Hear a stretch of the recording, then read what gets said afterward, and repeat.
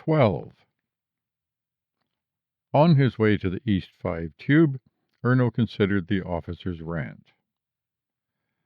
Maybe Tyler did want to sleep with him. So what? The officer was some kind of homophobe and ought to be relieved. Raving about violence while locking him up in a room, and then trying to choke him. Yes, he had the gross file in his pocket. Yes, he had hit Alicia, but he was no terrorist. The accusation was just a way for the cops to ignore men's legitimate grievances. But they must not have checked the file, or understood it if they did. If they knew about Gross, he would never have been freed. Early in the colony's life, the East 5 Labitube had been a major agricultural center. The yeast vats now produced only animal fodder, but the hydroponics rack farm still functioned mostly for luxury items. The rote work of tending the racks fell to cousins who did not express ambition to do anything more challenging. They lived in the tube warrens on the colony's minimum living standard. A stylized painting of a centaur graced the entrance of the East 5 men's warren. Since the artist had not likely ever studied a real horse, the stance of the creature looked deeply suspect to Erno. At the lobby interface, Erno called up the AI attendant. The AI came on screen as a dark brown woman wearing a glittery green shirt. "I'm looking for Micah Ava's son," Erno asked. "Who is calling?" "Erno, Pamela's son." "He's on shift right now." "Can I speak with him?" "Knock yourself out." The avatar pointed off-screen toward a dimly lit passageway across the room. She appeared on the wall near the doorway and called out to Erno, "Over here!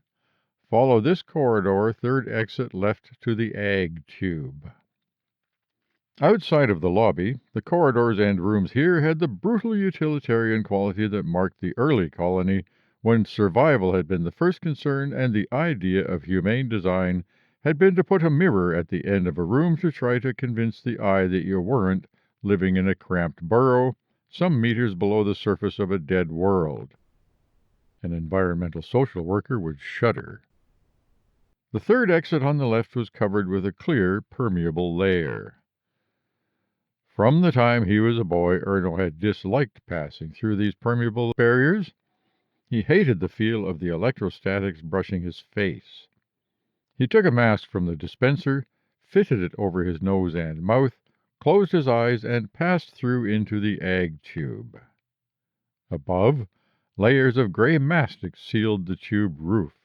Below, a concrete floor supported long rows of racks under a light transmitted fiber optically from the heliostats.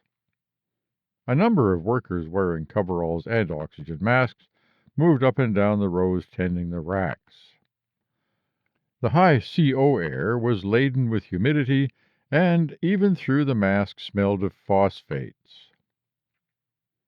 Erno approached a man bent over a drawer of seedlings he had pulled out of a rack. The man held a meter from which wires dangled to a tube immersed in the hydroponics fluid. "Excuse me," Erno said. "I'm looking for Micah Ava's son." The man lifted his head, inspected Erno, then without speaking turned. "Micah," he called down the row. A tall man a little farther down the aisle looked up and peered at them. He had a full head of dark hair, a bird-like way of holding his shoulders. After a moment he said, "I'm Micah Ava's son." Erno walked down toward him. Erno was nonplussed. The man had pushed up his mask from his mouth and was smoking a cigarette, using real fire. No, not a cigarette, a joint. "You can smoke in here? What about the fire regulations?" "We in the depths are not held to as high a standard as you." Micah said this, absolutely deadpan, as if there was not a hint of a joke. "Not enough O to make a decent fire anyway. It takes practice just to get a good buzz off this thing in here without passing out." joint dangling from his lower lip, the man turned back to the rack. He wore yellow rubber gloves and was pinching the buds off the tray of squat green leafy plants. Erno recognized them as a modified broadleaf sensimilla. "You're using the colony facilities to grow pot. This is my personal crop. We each get a personal rack. Sparks initiative." Micah kept pinching buds. "Want to try some?" Erno gathered himself. "My name is Erno Pamela's son. I came to see you because—" "You're my son," Micah said, not looking at him. Erno stared, at a loss for words. Up close, the lines at the corners of the man's eyes were distinct, and there was a bit of a sag to his chin, but the shape of Micah's face reminded Erno of his own reflection in the mirror. "What did you want to see me about?" Micah pushed the rack drawer closed and looked at Erno. When Erno stood there dumb, he wheeled the stainless steel cart beside him down to the next rack. He took a plastic bin from the cart, crouched, pulled open the bottom drawer of the rack, and began harvesting cherry tomatoes. Finally, words came to Erno. "Why haven't I ever seen you before?" "Lots of boys never meet their fathers." "I'm not talking about other fathers. Why aren't you and my mother together?" "You assume we were together. How do you know we didn't meet in the sauna some night? One time only." "Is that how it was?" Micah lifted a partially yellow tomato on his fingertips, then left it on the vine to ripen. He smiled. "No, your mother and I were in love. We lived together for 22 months and 2 days. So why did you split?" "That I don't remember so well. We must have had our reasons. Everybody has reasons." Erno touched his shoulder. "Don't give me that." Micah stood, overbalancing a little. Erno caught his arm to steady him. "Thanks," Micah said. "The knees aren't what they used to be." He took a long drag on the joint, exhaled at the roof far overhead. "All right, then. The reason we broke up is that your mother is a cast-iron bitch, and I am a cast-iron bastard. The details of our breakup all derive from those simple facts, and I don't recall them. I do recall that we had good fun making you, though. I remember that well." "I bet." "You were a good baby, as babies go. Didn't cry too much. You had a sunny disposition." He took a final toke on the joint, and then dropped the butt into the bin of tomatoes. "Doesn't seem to have lasted." "Were you there when I was born?" "So we're going to have this conversation."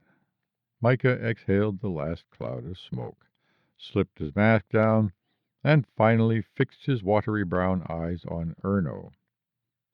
"I was there.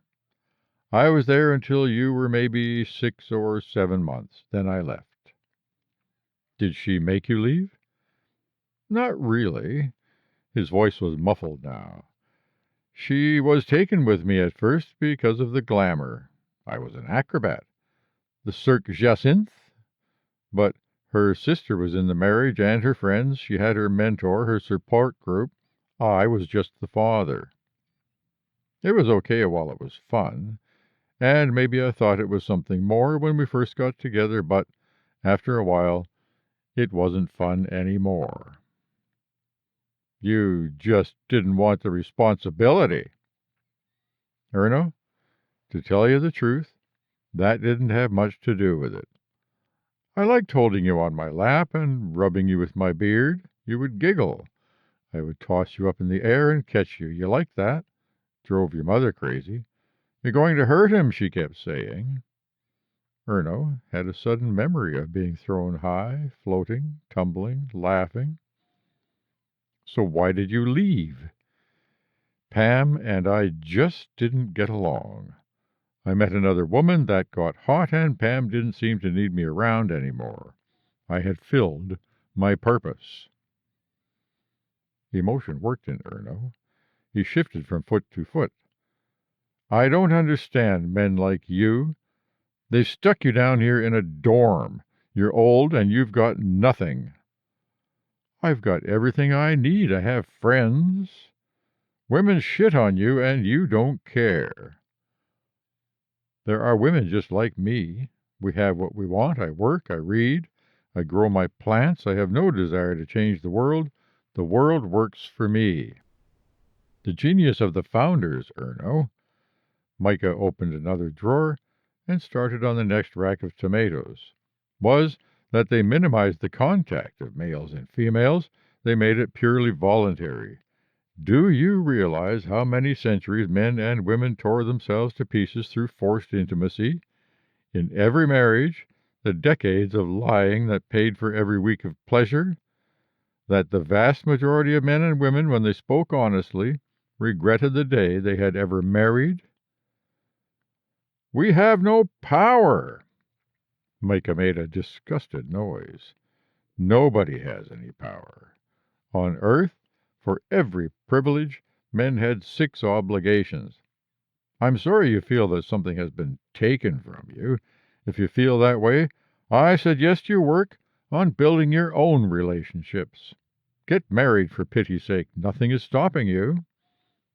Erno grabbed Micah's wrist. Look at me. Micah looked. Yes? You knew I was your son. Doesn't that mean you've been paying attention to me? From a distance. I wish you well, you understand. You know I was responsible for the explosion at the meeting. The constables arrested me. No, really?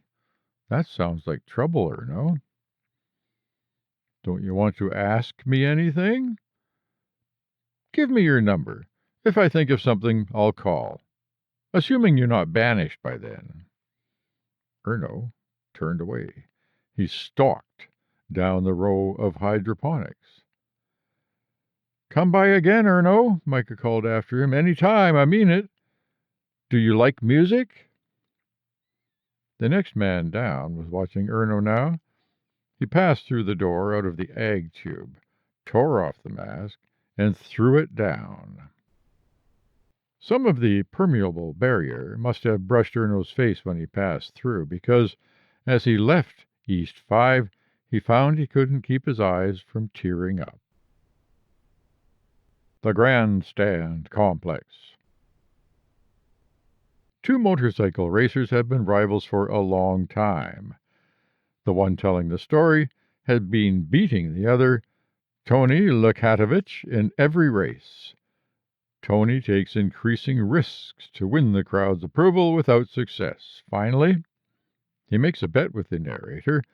Whoever wins the next race, the loser will kill himself. The narrator thinks Tony is crazy. He doesn't want to bet.